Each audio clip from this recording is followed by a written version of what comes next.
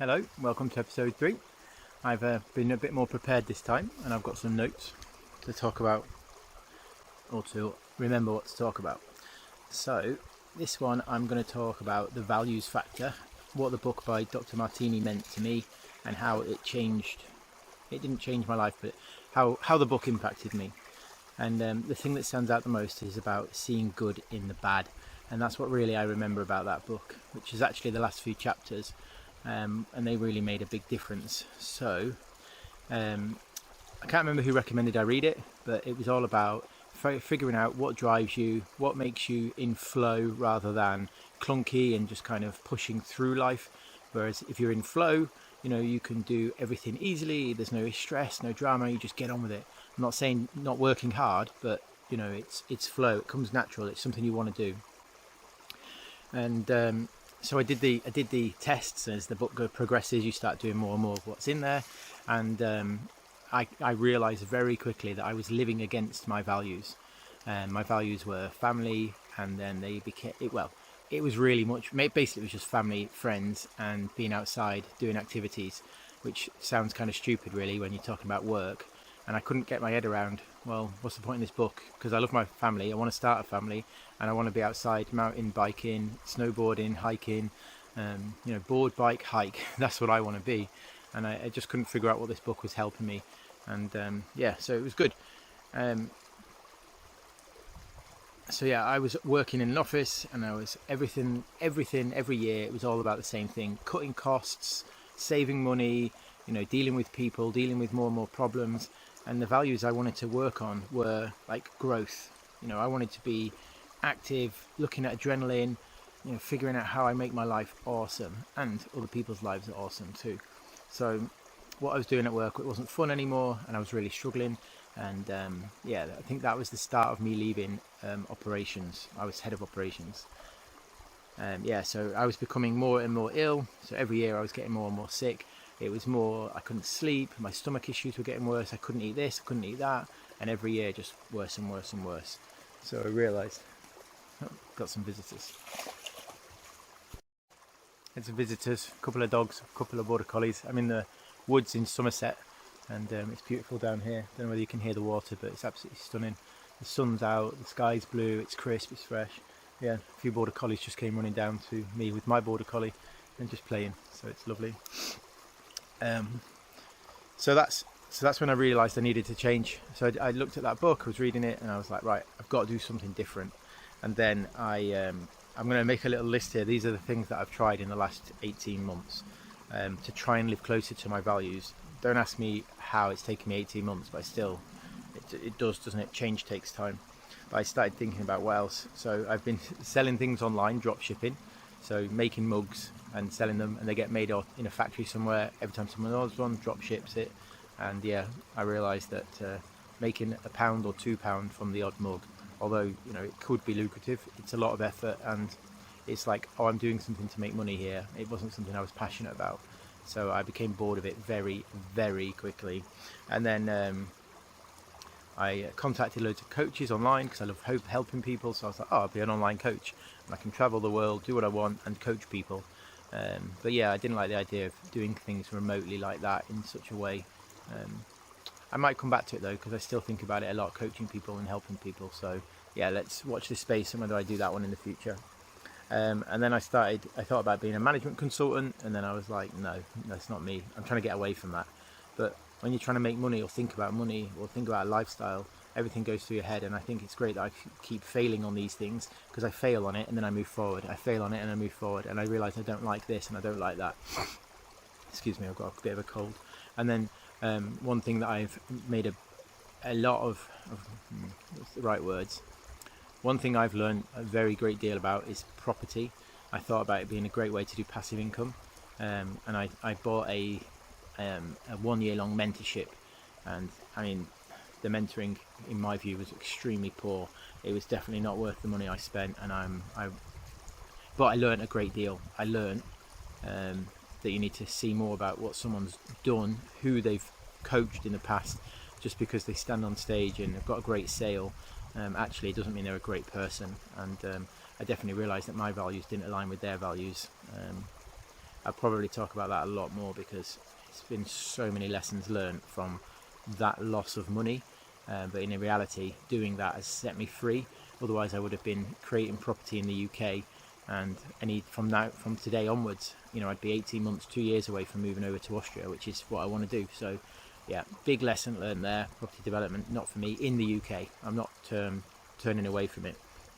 But yeah, out of all those things, nothing made me passionate, and I always came back to board, bike, hike, and that's what I spend my time doing. So why am I not thinking or figuring out a way of making money through adventures, spending my life doing adventures?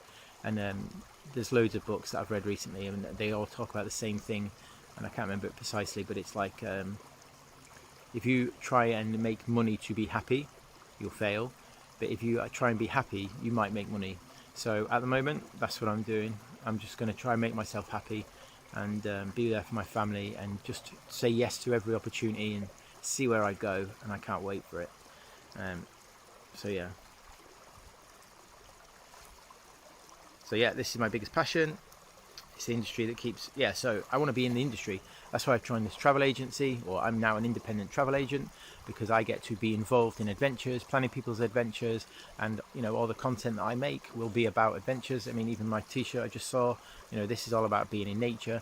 I just love it. So this is what I want to do, and I want to help people go from the industry I was in, or big corporations or big business, and help rewild them, get them into nature, get them using adrenaline, get them de-stressing. And if I can give you 1 week of your life the way I live my life and inspire you, then that would be amazing. So as you can see, I'm already getting more energized just talking about it. So that's definitely what I need to do. I can feel it. My notes just led on to that as well, so I'm getting ahead of myself. And then, I think the reason I want to help people de-stress and get the adrenaline is because that's where I was, right? So I think it was like 30 to 50 million pound budget, depending on how you cut it, and 400 to 600 people I was responsible for, and the stress of trying to grow that while saving money and cutting money instead of making money, it's really difficult, and it can get you down. And after 4 years of constantly cutting the budget, cutting people, improving processes, and all the time, it's just like, for what? It doesn't make me happy in my soul. So yeah, I want to help people get away from that, even if it's just a week or a weekend, but rewild them. Yeah, it's going to be awesome. But the final few chapters of the book that I wanted to talk about was the values factor, good from bad. And he always talks about every time something happens, you can see good in it, even if it's bad, and how every time someone leaves your life, somebody else or something else will fill that void. And that was really eye-opening to me, and it brings me on to something that hopefully I'll be able to talk about without getting emotional, but it happens, so it doesn't matter.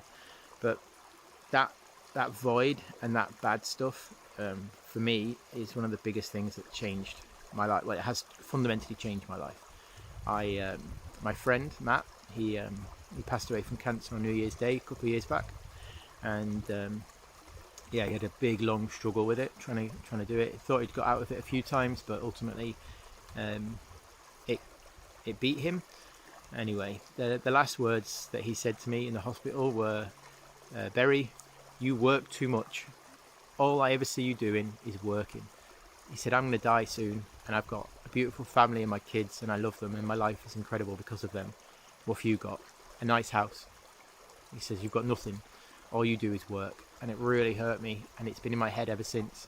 And it's a big thing. And I just, so the good from the bad is he died and passed away, and that was horrible. But those last words he said, I told my friend Phil, and I was in the car driving with Phil when I got the news, and I told him the story about his last words to me. And then a month or so later, we went on holiday snowboarding in Meribel. It wasn't Meribel, in France, whatever. And it was amazing, great holiday. It was Meribel, yeah, great holiday. And he said he's going on holiday again soon with his brother, and I was like, oh yeah, sweet. I can't afford it. I've got no money. I need to work. And he was just like, remember what Matt said before Matt passed away? The last words were, you work too much. You need to have fun. You need to get out and live your life. And anyway, that then nagged on me, and he kept asking me, are you coming? Get a credit card, put it on your credit card, and come on holiday. And I did. And one night I went out for dinner, saw a girl, chased her around the bars until I found her, looked in her eyes and fell in love with her. And my life just gets better and better every single day as a result of that. So it's what good came from Matt passing away was me and a fundamental change in my life. So that void of that was just filled with Karina and the family that I've now created. And I couldn't, it's horrible that Matt's passed away and he's left his wife and kids. It hurts, but for me, I can see some good in that. And that just leads me on to how you think about things. So my mindset has really changed. So I saw the good from that bad, but even the little things now. So my van broke down the other week. I've got a leak in my upstairs. I've just got out of credit card debt, and now I've got all these things going wrong. And I'm like, oh no. And then I realised, no, this is great. My van has just broken down on my drive on a Sunday when I don't need it for a week. So I've got time to get it fixed. Oh, and I'm not in credit card debt, so now I've got the money to fix it. So I paid that. I've got that sorted. And then I saw the leak in the utility and I thought, oh no. But then I realised, oh yeah, I'm just about to rent my house out. Someone's literally going to move in within a month or two, and I found a leak before it becomes a problem. How good is that? So yeah, you really have to start looking for the good in every bad situation, because it's out there. And if you take anything away from this video, it's something that's bad's happened. No matter how bad it is, there will be something good that comes from it. You can't see it at the time, but in time you realise. So yeah, it's awesome. So that's a great book, and that's what I wanted to talk about today. The Values Factor. My best friend passing away, which is horrible, but it opened my eyes and allowed me to meet Karina, the love of my life, as corny as that is. But yeah, it's changed my life, and I hope this inspires somebody to take a risk and change their life too. Okay, let's go outside, get into nature, rewild ourselves. And this is me just sorting my journey out to how I can guide people on the mountains, mentally, guide people on the mountains mentally, spiritually, and physically. And I'm one step closer to that. We move into our new apartment in Austria on Friday, and I am buzzing. So one step closer to living my dream, the life that I'm building, creating in Austria. Okay, keep watching. Let's see where we go. Bye.